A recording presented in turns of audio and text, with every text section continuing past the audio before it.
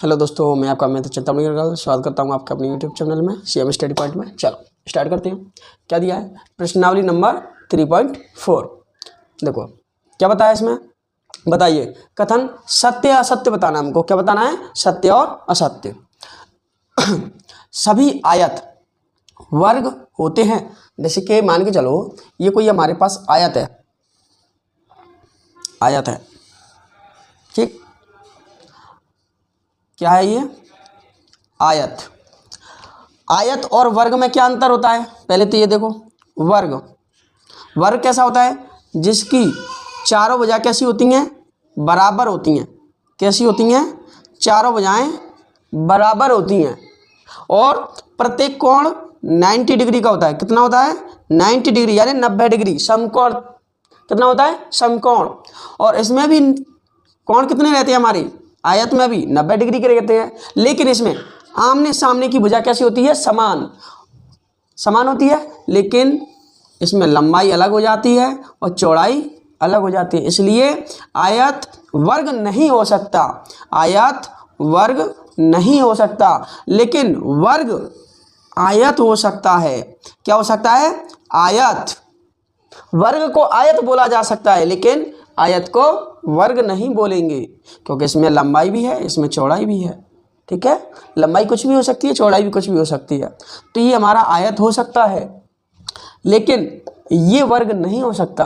तो क्या होगा? सभी आयत वर्ग होते हैं। क्या आ जाएगा? असत्य। पहले का क्या आ जाएगा? ए का असत्य, असत्य। क्या आ गया? असत्य। चलो नेक्स्ट करते हैं हम। हमारा क्या दिया है? Number B. ये समझ में आया आपको? चलो, पहला हो गया हमारा ए नंबर। नंबर बी, सभी समचतुर्भुज। कैसे? समचतुर्भुज, समांतर चतुर्भुज होते हैं। देखो, समचतुर्भुज मतलब जिसकी सभी भुजाएं समान हो। पहले ही बोला है समचतुर्भुज, यानी कि समान चार भुजाओं वाला। चतुर्भुज यानी चार भुजाओं वाला। समचतुर्भुज समांतर चतुर्भुज होते हैं। ये बताओ, समांतर चतुर्भुज में भी क्या होता है? समांतर चतुर्भुज में क्या होता है? दो रेखाएं समांतर होती हैं, इनके बीच की दूरी समान रहती है हमारी हमेशा।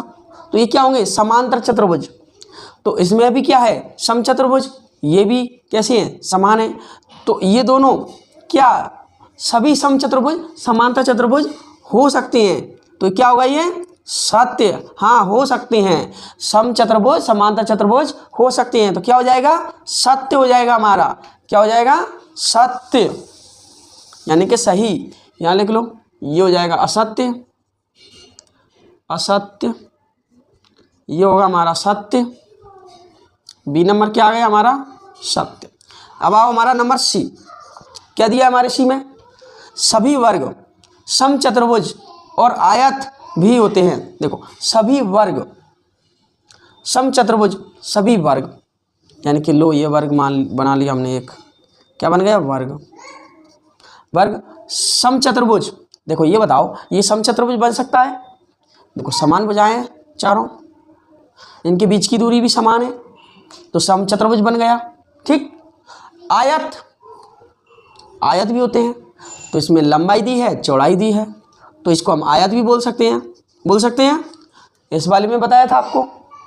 तो क्या ये सत्य है? सत्य है। सभी वर्ग समचतुर्भुज हो सकते हैं, हो सकते हैं। आयत भी होते हैं, होते हैं। तो क्या होगा? सत्य। क्या होना चाहिए? सत्य होगा हमारा, सॉरी, सत्य।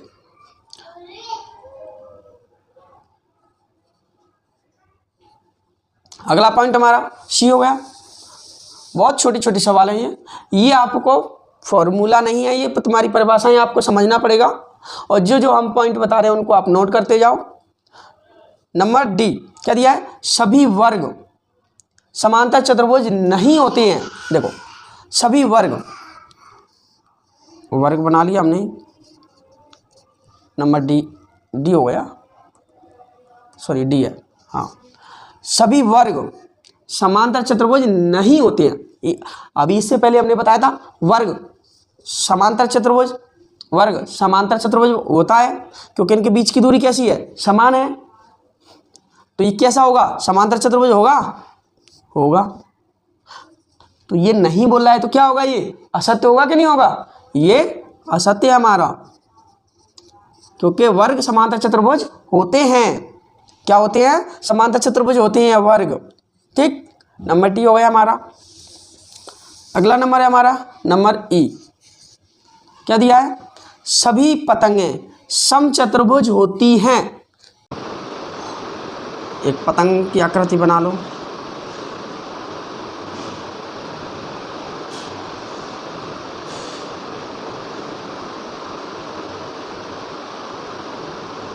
देखो, सभी पतंगें समचतुर्भुज होती हैं। पतंग समचतुर्भुज नहीं होंगी। कैसी होंगी, नहीं होंगी, क्योंकि इनकी माप अलग अलग होती है। ठीक, लेकिन समचतुर्भुज पतंग हो सकते हैं। क्या हो सकते हैं, पतंग। जैसे कि एफ में दिया है हमारा, देखो ई का तो नहीं, एफ का देखो, एफ नंबर देख लो, सभी समचतुर्भुज पतंग होते हैं। ये हो सकते हैं पतंग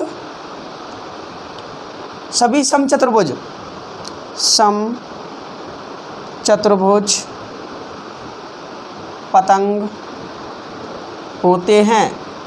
देखो, यानी कि समान हो सकती है लंबाई। हम कोई पतंग बनाई हमने, ऐसे आकृति बनती है, यहाँ पर एक और बन जाता है, ऐसा बनता है वर्ग जैसा।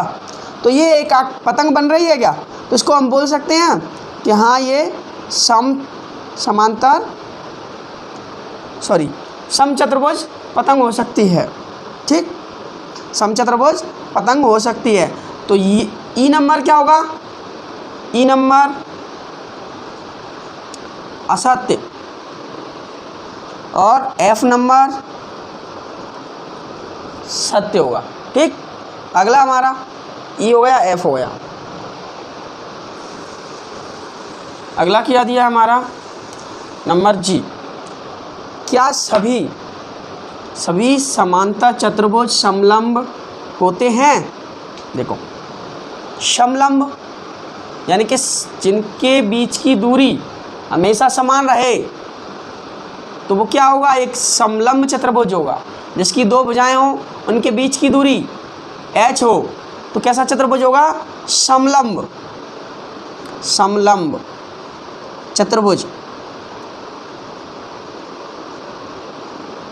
क्या होगा, समलंब चतुर्भुज।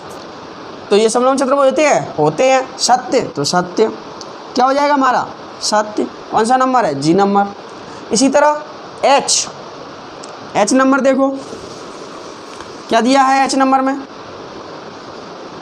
सभी वर्ग समलंब होते हैं। सभी वर्ग, हमें क्या चाहिए, एक भुजा दूसरी भुजा, भुजा ए भुजा बी, इनके बीच की दूरी कैसी रहती है, समान, चाहे वो वर्ग हो या आयत हो, हमें क्या मिलेगा, समलंब चतुर्भुज मिलेगा। तो क्या होगा, समलंब चतुर्भुज। तो होगा सत्य। क्या होगा, सत्य। ठीक, चलो अगले बढ़ते हैं अभ्याल। हेलो दोस्तों, चलो स्टार्ट करते हैं हम हमारा 3.4 का दूसरा सवाल।